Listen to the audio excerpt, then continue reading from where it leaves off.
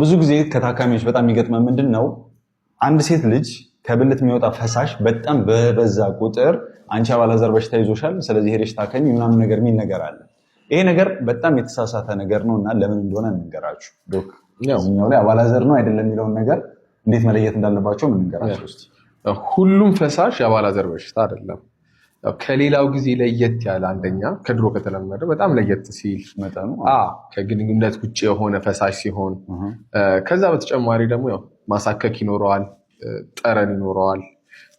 ኮመንሊ ደግሞ ይሄ መቅላት ነገር ቦታው ላይ መቆጣት፣ መቅላት እንደዚህ ነገር ስለሚኖረው እና ሁሉም ፈሳሽ ያው የአባላዘር በሽታ ላይ አንዳንድ ደግሞ ኖርማል ከአባላዘር ውጭ ያሉ ኢንፌክሽኖች አሉ፣ ባክቴሪያ መዛባት እንደዚህ የሚያመጣቸው ኮመንሊ ኢንፌክሽኖች ኖሩ ስለሚችሉ ማለት ነው።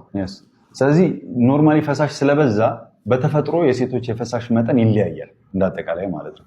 ስለዚህ ስለበዛ አባላዘር ይዟታል ማለት አይደለም። ስለዚህ ይሄ ነገር ጥንቃቄ እንድታደርጉት ነው። በመሀላችሁ አለመግባባት እየፈጠረ ስለሆነ ይሄን ነገር እንድታውቁት ነው። አሁን የነገርናችሁ ምልክቶች ካያችሁ ሄዳችሁ ቼክ ማድረግ ትችላላችሁ። ከዛ ውጭ ግን ምንም ያሳስባችሁ ነገር የለውም። ፈሳሹ ተፈጥሯዊ ነው። ኖርማል ከሆነ ከሌላው ጊዜ ለየት ያላለ ኢቨን አንዳንዴ በፔሪድ ሳይክል ላይ ራሱ መቀየር ነገር ይኖረዋል። ኳሊቲው እና ከሆርሞን ጋር በተገናኘ ምንም ያሳስባችሁ ነገር የለም ለማለት ነው።